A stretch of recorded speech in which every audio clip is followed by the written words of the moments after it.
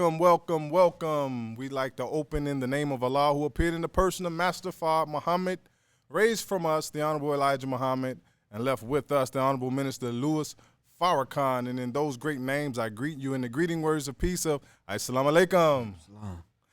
Also, we like to say thank you to our National Director of the 10,000 Fearless and our Southern Regional Minister, Abdul Sharif Muhammad. We like to say thank you, sir. It is your hard work, and it's at his behest that we do this podcast. So thank you, sir. Now, today, we got a guest that does not even need an introduction. We're going to introduce him to some, I guess, but we're going to reintroduce him to others because this brother is definitely hip-hop royalty. He is definitely a jewel in what I guess they say the conscious community. But in the black nation, Minister Farrakhan called him a true scholar. The Minister of Information, my brother Professor Griff. Oh, thanks, man. I really appreciate that. I need to have you around me a little bit more often with those kind of introductions. That's wonderful, right, man. Well, welcome, brother Griff. What's going on with you, man? What you got going on in your life? I think Marvin Gaye asked the question, what's going on, man? And he kind of laid it out, man.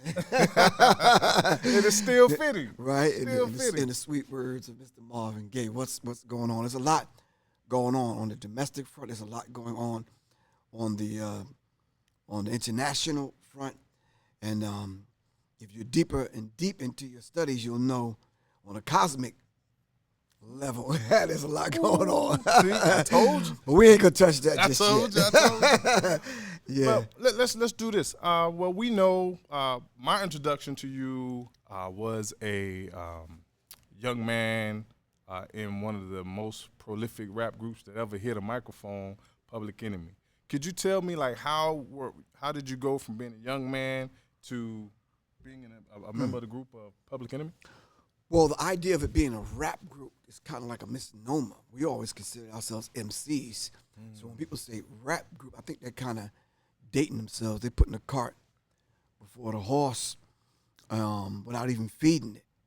Rappers, that's a whole different subject in and of itself. When we came along, there was the 4 elements of hip-hop, and then the 5th one got added on based on the work that we were doing.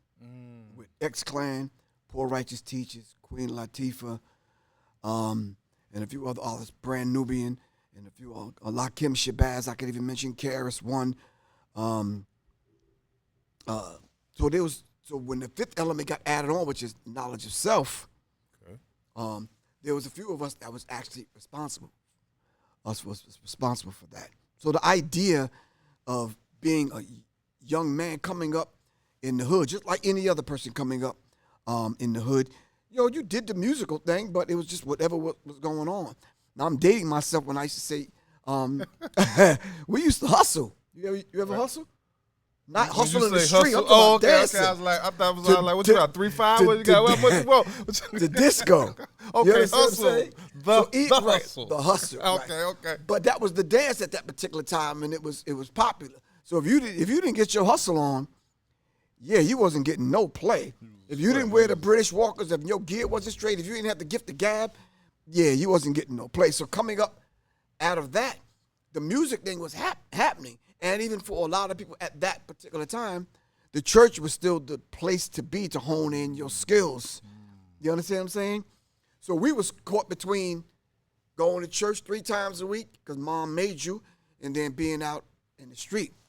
We had got past the doo-wop days on the corner. Okay. You understand what I'm saying? Now there's some other things going on. I came up at a time where you had to be in a band, and or when the DJ thing was popular, you were a DJ. So the transition into this Public Enemy thing into music, I came by the way of being a DJ. Okay. So it was my first introduction with KG from the Bomb Squad, Hank Shockley from the Bomb Squad, even with Chuck D. We was Spectrum City. Okay. So we was DJs. The Public Enemy thing didn't happen just yet. So we already knew one another. Okay. We were already doing music with one another. So it was Chuck that kind of him and Flavor was on the Delphi radio. And I think it wasn't Rick that heard him. It wasn't even Russell that heard him.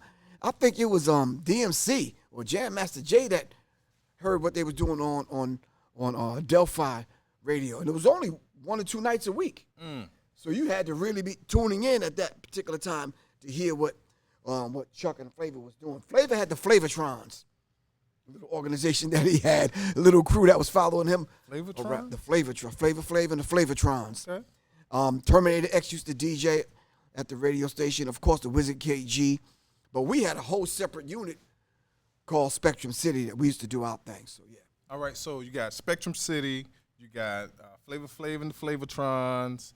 And now how did the concept and the construct of the militant Public Enemy come together? What was going on with yourself and Chuck and So in the midst of doing all of that, cats was coming in from Brooklyn, from Queens, and even from Suffolk County.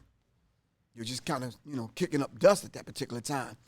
And, I had a crew, man, that was vicious. Vast majority of us was black belts. You understand what I'm saying? Okay. So we had to secure the parties.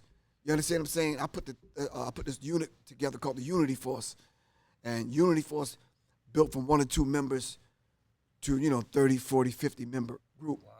And we just kind of took our dress after the Black Panther Party. So we would have black uniforms, black berets, and that kind of thing, and we would secure the parties. Oh, man. That was happening. So that led into creating this thing called the S1W, Security of the First World. It's a concept that me and Chuck kind of put together. Let me tell you something. When I was a JIT and I saw the S1Ws, I didn't know nothing about no consciousness. I said, sign me up. I want to be with them. I want to be with them. Right. So we took our look from Black Panther Party, but we took our discipline from the martial arts and the Nation of Islam. Oh, wonderful, wonderful. Right. Now you kind of figure, during that period, I was in the first resurrection. Okay. Yeah. I was going to ask about that. Like, how did because I remember growing up and I'm listening to Public Enemy and yourself, and I'm hearing for the first time speech clips. I didn't hear that in other rappers. I didn't hear that. I didn't get a lot of that in the other music. But when I listened to PE, you had, of course, the minister and Dr. Khaled and Sister Minister Ava and those type of clippets in your music.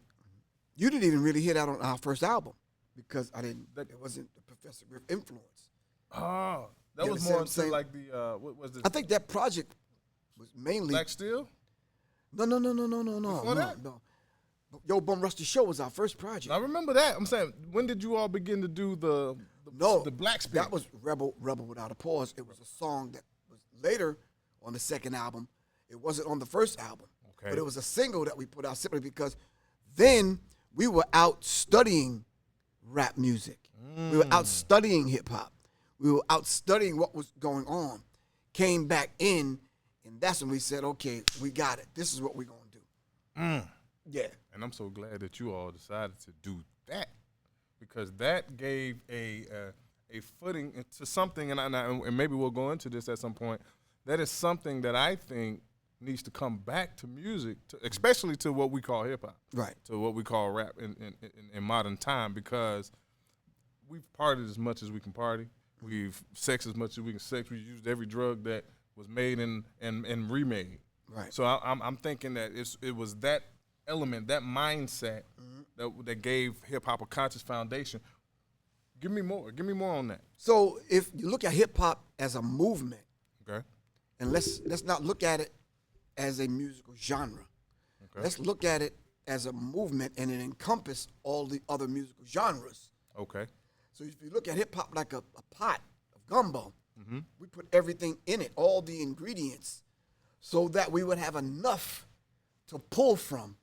Because in the beginning, if you just looked at hip hop from its earliest days, a lot of times when the conversation happens, we tend to leave Brooklyn out of the conversation.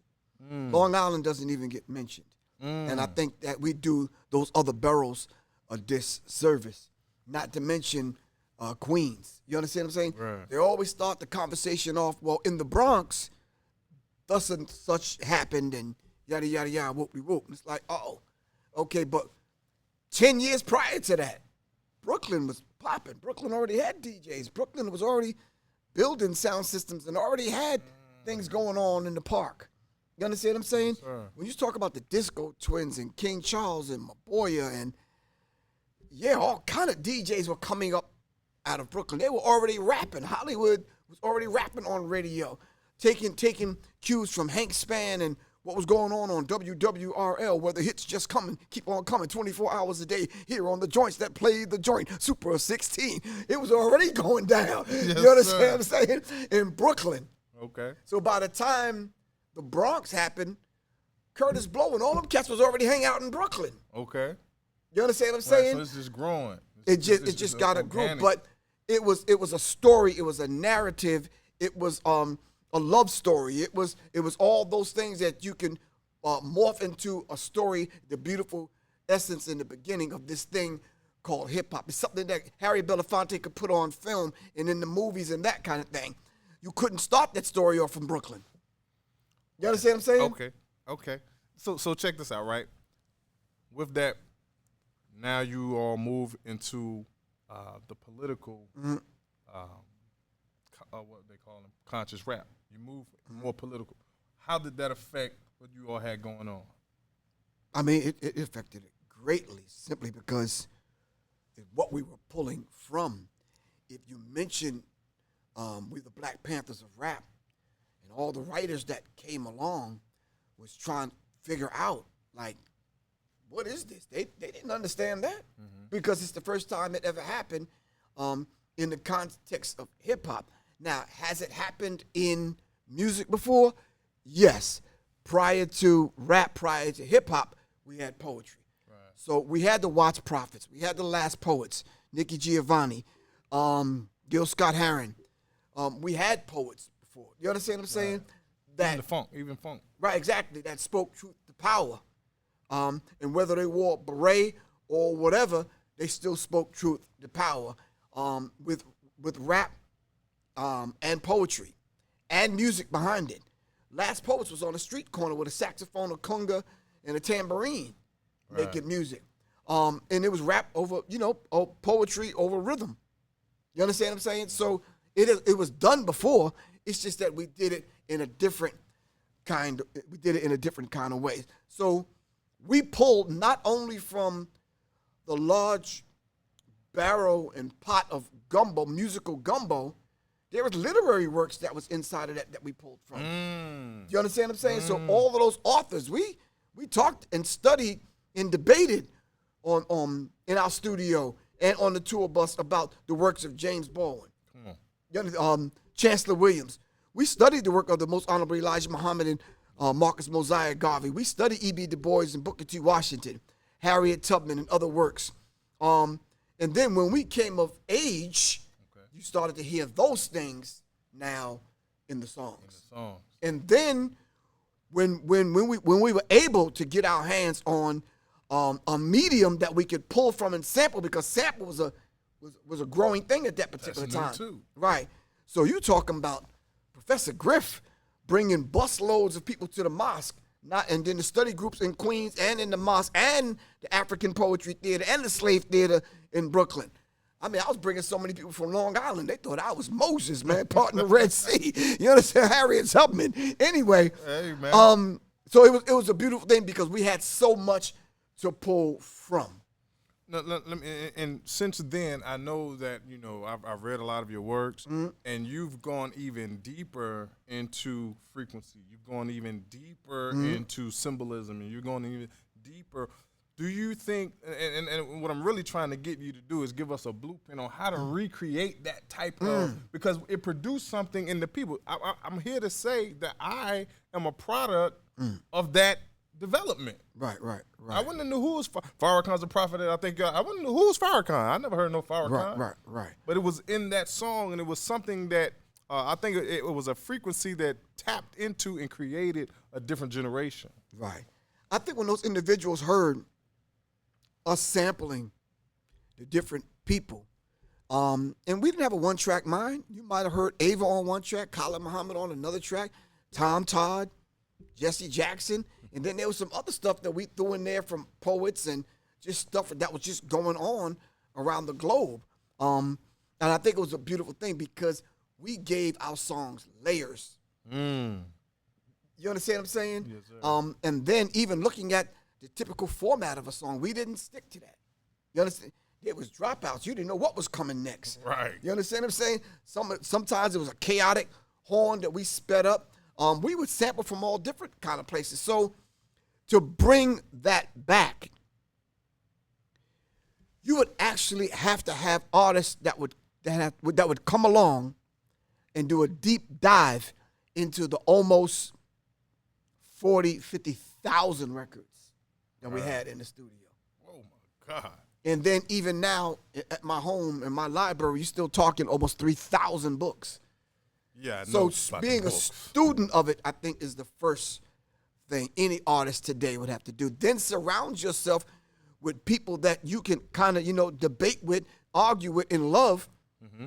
That will, because a lot of times, you're not in agreement with a beat. Or like, for example, I heard the story of George Clinton. I had a session with him one time, and he was telling me he was in the studio. There was some cats that he was in the studio with that was making the song. I think it was Atomic Dog. He said he went to go get something to eat. And by the time he came back, they were rewinding the tape so they could play it for what they did on it. They were rewinding the tape. And he felt some kind of way that they were doing things without him approving it. So they were rewinding the tape, and he thought that was the track. So they were scared, and they didn't tell him. So they left it there. So when you hear Atomic Dog, it's backwards. Right. So he left it. So we studied that. Huge hit. Huge hit. We studied that and mimicked that and did the same thing with Bring the Noise and other songs. So it's those kind of techniques, you understand what I'm saying, that we borrowed and took, and not caring what the format was or whatever, or what people thought. We just said we're going to do something different. It was Chuck D that said he wanted to create music that black women couldn't dance to. So it was chaotic. It did all kind of things. You may have heard someone yelling in the left speaker and then someone speaking something in the right, or a horn underneath that you only felt, you didn't really hear. You understand what I'm saying? Mm-hmm. So when you start talking about frequency and vibration, all of those things are in the Public Enemy song, but I don't use them in that way today. They were used in that way then to cause a chaotic environment and a listening kind of tone from left speaker to right and everything in between. They got Atomos now where engineers now are studying the science of designing the sound. When you look at the average studio, you might have 4 speakers in front of you. Now they're designing sound where you got speakers overhead on the bottom, a couple over here, because the music now is designed to give you a 360-degree experience. Wow. And that's what they're doing with the sound now. So when you step in the movie theater, you can't escape the sound. You become part of the film. This is why Ryan Coogler was so successful with his movie Sinners. Right. He took all of those different formats, including the sound design, and made you a part of it. That's what we was trying to do back in the day. Right. What But you had to make? not having no money. And the sad part, before we move on, when you start talking about sound frequency and vibration, 99% of the people are listening to music on your phone. And this is not designed to listen to music.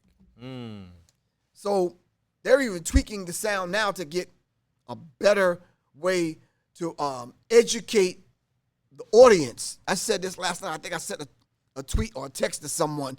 I says, no, we want to be able to educate the audience enough to bring them to the music. The music is going to find them, but you still got to educate the audience on what they're listening to and how you listen to it. You understand what I'm saying? Exactly. I just did a couple of projects where I asked people, try not to listen to this on your phone. Put some headphones on, relax, calm, get centered, get grounded, then listen to it. Okay. It's a different experience.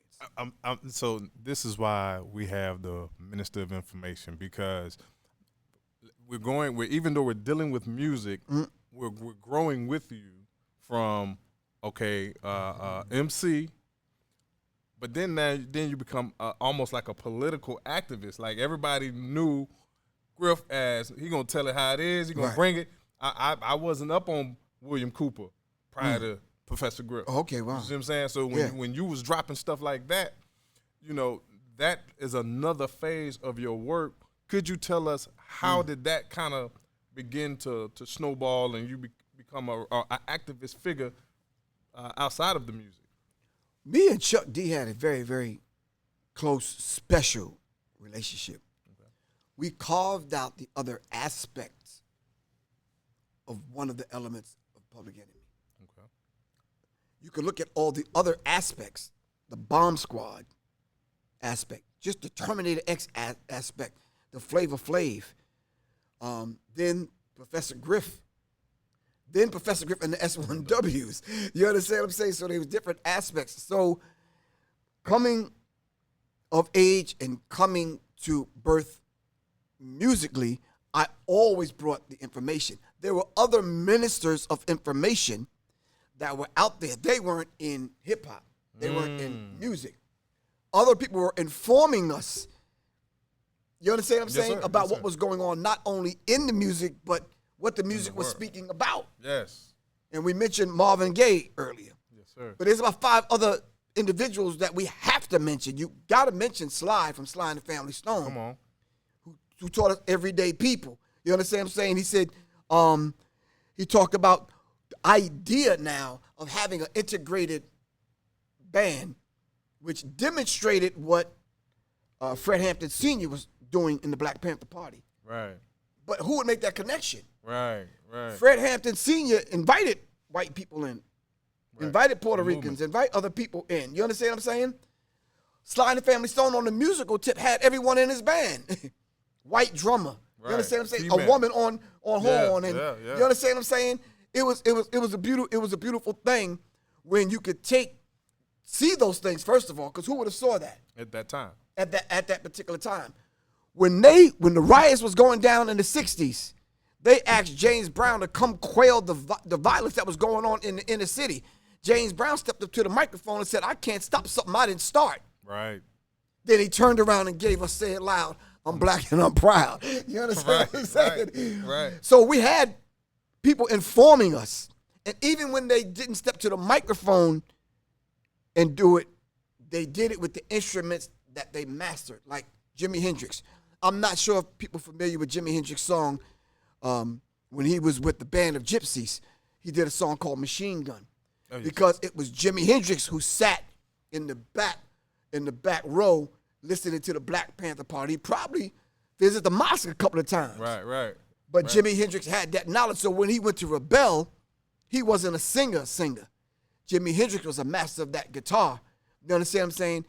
And then when they did the song Machine Gun, he patterned the drum hits like a machine gun going off. You understand what I'm saying? That was Jimi Hendrix's thing. All those that know. If you don't know that, you wouldn't make that connection. You're just listening. And I'm saying all that to say this. That's the connection I made, and that's what made my job that more important. I was making the literary consciousness connection with the music. Mm-hmm. You understand what I'm saying? Mm-hmm. Talking about it, discussing it with Eric Sadler, discussing it with Jerry J, discussing it with Bill Stephanie, Harry Allen, Chuck D, Terminator X. You understand what I'm saying? Flavor Flav, Keith Shockley. So we would discuss these things, and those are the things that went into the songs, right? So, but I've witnessed you. See, I don't know, because cats don't really know. Like we family, right? And I've witnessed you give lectures and just blow people top back, bringing so much information. Like so even though I can appreciate your music, and I do appreciate your music. Don't get me wrong, but in the likes of Dick Gregory, in the likes of Steve Coakley, in the likes of I've seen you perform on that level. So when I'm asking you. Yeah, I respect that, P. But you grew into something bigger than a performing artist. You were a minister. You are a minister. You was a minister even in the music, but you are a minister, and I've seen you lecture and really blow people top back. I'm saying, how did you begin to develop the lecturing aspect? By being at the lectures. But I'm saying, was it something that you wanted to do, or it just was natural? No. And I'm glad you asked that question because I think I said this to my wife. A lot of times we're in spaces and they would ask someone, would you like to say a few words? And everyone would be like, and that always used to happen to me. Right. But because I was the minister of information, they always kind of felt he had something to say. And I did. But, I'm just kind of, playing my role. When you look at Public Enemy, even the pictures, I'm always in the back. Yeah. Do you understand what I'm saying? Yeah. So we were introducing ourselves to our people. Okay. And I think I was the one that was probably more well-versed in speaking and not being afraid to speak to our people. That came from a few different rooms that I sat in. I sat in a room with 5% Nation of Gods and Earths. You understand what I'm saying? Mm-hmm. As Rashim God Allah, and that's my oldest son's name. Mm-hmm. So I was there. Mm-hmm. I was in the ciphers. You understand what I'm saying? And you had to know today's mathematics. Mm-hmm. You had to step in the cipher, and you had to know what you were talking about. So I sat, and I was in those circles. I was also in the study group circles early on in the first resurrection of the Nation of Islam. Mm-hmm. Then when the nation fell and rose again, I was in those study groups when it came back. So I've been in a lot of circles, in a lot of rooms that even unbeknownst to me, I was being groomed on a subconscious level. Okay. So when it was time to speak, I'm like, yo, let me see, I got it. You understand what I'm saying? I can do that. I can do that. Yes, sir. You understand what I'm saying? Yes, sir. If nothing else, repeat what the minister already said. You understand what I'm saying? And you knew if you was there, you were good. Yes, sir. Now, I couldn't back it up just yet. You understand what I'm saying? Because I was still growing. But nonetheless, I did have something to say. All right, now we've done music. We're lecturing. Right. I remember you sounding the alarm that hip-hop was being hijacked and weaponized. Right. How did you come across, how did that become part of your delivery? Knowing and understanding when this thing called the analog age was dying and the digital era was coming in. You ever see the old MasterCards where you got the sun? Oh, the logo, the MasterCard logo. Yes, right. So if you look at the MasterCard symbology, right? You look at the MasterCard logo, that sacred space in the middle called the Vesica Piscis, and it's symbolic of the woman's womb. So I saw analog fading, digital era being born. So in that, something was new was being born. And the thing that was being born that I kind of felt, didn't know, I felt that was going to change the landscape of music was this thing back then called the DARPANET. DARPANET. It wasn't the internet. Okay. It was the DARPANET, and the Alphabet Boys was using the DARPANET to spy on individuals. Facial recognition software was there, but it wasn't developed just yet. Eavesdropping techniques was already there on the rise, hiding bugs in hotel rooms and on phones and that kind of thing. So when the cell phone came about, and you know the big cell phones that you had to carry around with you? Bag phone. They was even bugging them. Because who used them? The people that had money, drug dealers and other people. Right. I was like, well. You understand what I'm saying? Dignitaries, people that was operating in high places. You understand what I'm saying? Yes, sir. So eavesdropping devices were already there. So the DARPANET ended up becoming their internet. And then they started making up and crafting these stories.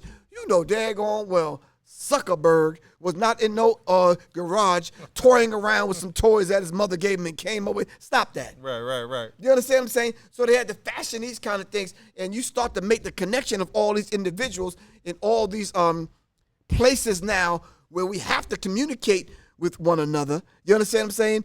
You start to see how it was shaping and molding and shaping not only us as a people in the culture, but the music. Right. Do you understand what I'm saying? So I think at that particular time, the information that was being passed on. You had to know somebody and be in the know. Right. You understand what I'm saying? Yes, sir. I operated in circles that people studied the microfiche at the libraries. So they stayed in the library going through the microfiche. Right. You understand what I'm saying? You had to have a library card. And this is before internet. Now, I don't Exactly. know. A lot of people don't know that when the little films, you had to pull them up and blow them up. See, you had to really study Yeah. and research. Yes, sir. I sat at the feet of those individuals. Yes, sir. You understand what I'm Yes, saying? sir.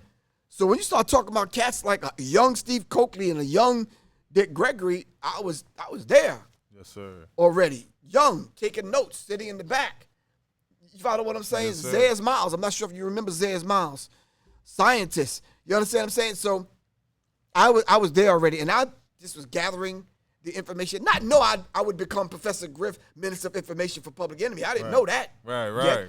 But I was putting the information together, and I started doing what the ministers in the Nation of Islam said we should do. Just come off the branch knowledge and go down to the root of things. Right, and that's when I begin to hear you, because I'm just trying to figure out how does a person, at this time, because nobody was challenging the Illuminati, nobody was challenging the record industry with weaponizing the music. Nobody was, we was partying, we was having a good time. It sounds good, hey, no problem. But we did not know that we were being programmed. We didn't know that they were following our algorithms and studying us to control us. We didn't know it was weaponized. Right. So, but I'm trying to figure out, like, what was it that made you be like, yo, I got to sound the alarm? Because I remember, I promise, some of the stuff at the time you were dropping it, it was so profound. Yeah. It was like, is he for real? I know. They gonna do what? But then to live in a time to see it take place. Yeah. Oh, man. Trust me, brother. When I was saying it, I'm watching the words go out. I said to myself, should I have said that in this? And one day I just said, so I'm just going to say it all. And just say it. And me and Chuck, we started doing that in the interviews. And there was so many interviews, so many people, you didn't know who to trust. You understand what I'm saying? And there was a wealth of knowledge already there. You just had to figure out how to kind of compartmentalize it and when to say what at what particular time. You understand what I'm saying? How many books have you written? Right now, I think I'm on my 9th. Yeah. Nope. 7th book, 9th album. 7th book, 9th album. Whoa, that's powerful. If you can, give us a way or a medium that we can get your material, because I don't think a lot of people even know how much information you have offered. I think people can contact me directly by just texting me. I'm one of them kind of individuals. I'm hands-on. I'm picking up the phone, having a discussion with you. This is always tickled me that you always give your number out to the public. I'm like, well, I better give his number to the public. 678-557-2919. Me and Mike Jones are the only two to give their phone number out. Remember Mike Jones? Mike Jones. Back then they didn't want me, Mike Jones. Right. Now I'm hot. They all on me. Right. Thank you, That Mr. Mike Jones for a theme song. But you could just kind of just go online and just put in Professor Griff. My information will come up. But people can go to my website, www.professorgriff.me, or they can go to public and then the letters nme.me, and or just email me directly, seriousmindsinfo@gmail.com. Trust me, in this conversation that we're having now, this is only scratching the surface, because not only studying and knowing it, you have to be able to apply it to make it applicable to what's going on in a modern day context. Yes, sir. You understand what I'm saying? Yes, sir. My last book I put out is called The Birth. And I didn't even get the book out yet, because I said to myself, what's going on the literary consciousness front that no one's reading anymore? And I said that, and I started saying that after I did the lecture with Dr. Wesley Muhammad recently, maybe 6 months ago, and I just said to myself, this brother's coming out with work that all of us have to read. Yeah. But It's his work. And it might be like 800 pages. But go ahead. Right, exactly. so I'm saying to you, are we actually reading it, though? Right. Are we studying it? And if we are reading it, are we coming away with a deeper understanding? Right. Because, brother, he's a researcher. Right, exactly. So I just said to myself, well, let me shift gears. Let me put an ebook out so I could send it right to cats' phones. So you have no excuse now. Because everybody's walking around with a $500 computer in their pocket. Facts. And they're not utilizing it in the way that they should. Facts. Then when I saw that slowing down, I said, you know something? Why don't I just make an audio book so they can listen to it? They ain't got to do nothing but listen. Press play. Then when that slowed down, I said, you know something? Let me put some Afro beats behind it. So now I got sea cats doing this. When they first started listening, like I said, I got them now. Yeah. You understand what I'm saying? Yeah.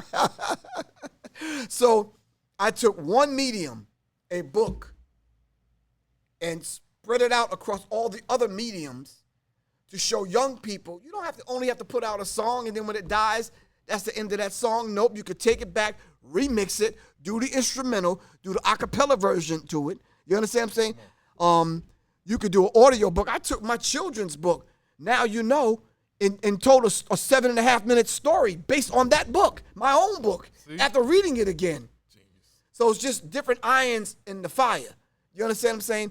And the last few things that I did for the last couple of Sundays, I did a Music Business 101 class, and I did a songwriting workshop. Yes, sir. To bring young people, to give them, do you know how to write a song? Right. Give me a song structure. What is a bridge? What is a vamp? What is a chorus? Give me an intro. Give me an outro. You understand? What is chord progression? So we had that class. You understand what I'm saying? And then had them write a song on the spot. Really? Exactly. Yep. I love it, man. This is why we have to give love to our brother and take care of our brother, because this brother is a jewel to the community. That is something that, you know, I remember them having an argument about taking music out of school. And I'm like, you know, what culture removes music? Music is a science in and of itself. It's not just like some, what they call it? It's not like, this not like PE. This ain't this. Well, not PE. It's not like recess. Let me not say PE. It's not. This not recess. This is a science. Music is a science. We was talking about frequency, and as Coltrane created the Coltrane star. This is science. This is it's deeper than just tone and sound. It's deeper than just making music in harmony. Right. Let me put this out there. You said what culture would do that? The same culture that took the drum from us, because we use the drum in ceremony. We use the drum in ritual. We use the drum to speak to who we are as a people and remind us before we could speak the English language. Come on. We spoke in spirit and vibration and frequency. That drum spoke to aspects of us that was hard to explain using the English language, because there's not enough syllables in the English language. Really, right. To capture what we really trying to say. We vibrated on the regular 4/4. That's cool. But on the continent, that's a whole different vibration. Right. Come on, Griff. You understand what I'm saying? Yes, that's a sir. whole different vibration. But we weren't allowed to do that. Right. You understand what I'm saying? Right. Different patterns and frequencies and vibration moves certain aspects of the body. You understand what I'm saying? Deeper than moving the body, it moved the spirit. You understand what I'm saying? Sir. It sparked thought. It sparked a whole lot of things. But then even deeper than that, if the skin is the largest organ and we're carbonated, melanated people, what is the physical melanated carbon skin, and because melanin lines every aspect and every organ. So then if that is true and melanin lines the inner ear, when we hear music and beats and patterns, we hear it totally different than anybody on the planet. Right. But guess what? We hear the silent beat also, the one that's not played. And we're able to translate that into a whole movement. You ever been to a party and the DJ just stopped playing the music and we still here? Yes, You sir. understand what I'm saying? What is that? Right. You understand what I'm saying? So we have to understand it. But guess what? Our open enemy understood that also. Right. This is why he changed the hertz in the way we listen to music from a 440 hertz down, from a 432 hertz down to a 440 hertz. And he changed that. So when you start talking about the A, hitting the A note to tune your instruments, that A, if that A equals 440 hertz, then you're not tuning into the God frequency. Man, teach on the You, A-tone, man. you're tuning into the nigga frequency. Come on, man, teach. We could go deeper, but anyway. I'm going to tell you like Ava told us. We need to raise the vibratory pitch of our thinking and the way we process things into the mind of God. You understand what I'm saying? Yes, sir. And music should assist us in doing that. Why do you think that the mom breastfeeds the baby on the left side? Because the heart is there, so the baby's getting it. Feel that? Feel the heartbeat? Wow. You understand what I'm saying? Yes, So we're getting it because we're making that connection, and it's also a spiritual connection. Man, I'm loving it. So there was a project I want to get to that I want us to be looking forward to in the future that you're a part of, the Black Mobile Museum. How did you become a part of that? How did that start? Real quick, when I was traveling around the country during lectures when 9/11 hit, sad but true, I did my first spoken word album. It was called And the Word Became Flesh. Just finished it. They gave me a release date in September. That morning was my release date. So it never left, it never hit the shelves. I never knew that. Yep, that was my release date. It never hit the shelves. So I sat with an album that was totally done. I'm trying to hit other aspects of who I am to do the spoken word thing, and it never hit the shelves, never hit the airways, and it sat and it sat and it sat. I own it now, but it never did anything. So when you start talking about other aspects of what I do, that led to me hooking up with Dr. Khalid El-Hakim in the Black History 101 Mobile Museum. You say, well, how does one thing got to do with the other? I went around the country discussing 9/11. I called my lecture 9/11 is a joke, the unholy war on terrorism. And I laid it out using, what's the overheads you put on the screen? What do you call them? Overhead projector. Overhead Right, projector. overhead Yeah, projector. yeah. I had the film. I had like a stack of them like this. I used to carry in my backpack. So I used to put the stack there, and I used to go through the things, and I was breaking it down. Right. I did like a 3.5 lecture in Detroit, and Dr. Khalid El-Hakim was in the audience. Wow. Eric Perry from Detroit invited me in to do it. So when I met Khalid, he said, this is what I do, Black History Mobile Museum, whatever. And he said, I'd like for you to check it out. I said, the next time you set up, I'm there. Just let me know. He hit me up. He let me know. I flew myself out. I said, I'm going to fly back to Detroit and go check this brother out. I checked him out. And that day to now, we're still together. Oh, man. And if you haven't had an opportunity, when you hear about it, if you see it on IG or wherever you may see a advertisement for that, please check it out, because there's some items in that museum, I promise you, that's going to not just get your attention but move your spirit. There's items in that museum I think every black person needs to experience. Yeah, that's what Brother Patrick said Yeah. when he let me come down to the farm, and he said, "Go ahead, man, just lay it on out in the cafeteria." So I got me the tables, I laid it out, I was putting it together. He was just like, "Wow, you taking this around the country?" I said, "Yes, because I want to educate people firsthand." Yeah. You understand what I'm saying? Like firsthand. So when I'm walking people through 250 artifacts, it's hard for them to believe. Yes, sir. It's an experience. I'm telling you, it's an experience. That's why I did not want to go through the podcast and not deal with that, because I remember my first experience with it, and I was just taken aback. I'm touching stuff. I'm like, my goodness, what is this? Right. How did you find this? And, what does this mean to black people? And I'm telling you, and it's something that, if we don't lift our own up, who's going to do it? Right. But you have to have a hindsight, and this is my last point. You have to have a hindsight. You have to have some insight. Deeper than that, you have to have a foresight. Yes. So even right now, when you look at them coming along and changing the logo of the Cracker Barrel. Right. Here we have a law that says we can't laugh in the presence of white people. So they created these things called laughing barrels. Facts. So when we saw white people, when we saw something funny, we had to hold our mouths, run, find a barrel, stick your head in the barrel, laugh, and come up with a straight face. This is the whole concept of the laughing barrel. Yes, sir. And if you go down to rural Georgia, you'll still see some of them. You understand what I'm saying? What does that have to do with the logo of Cracker Barrel?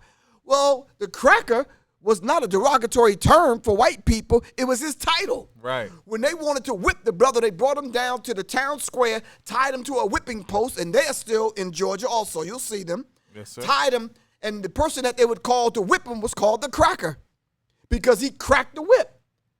You understand what I'm saying? Yes, sir. So how did he end up leaning on a barrel for the logo of Cracker Barrel? And when you look at the letter K, it's a whip. Take a look at it when you get a chance. Symbology.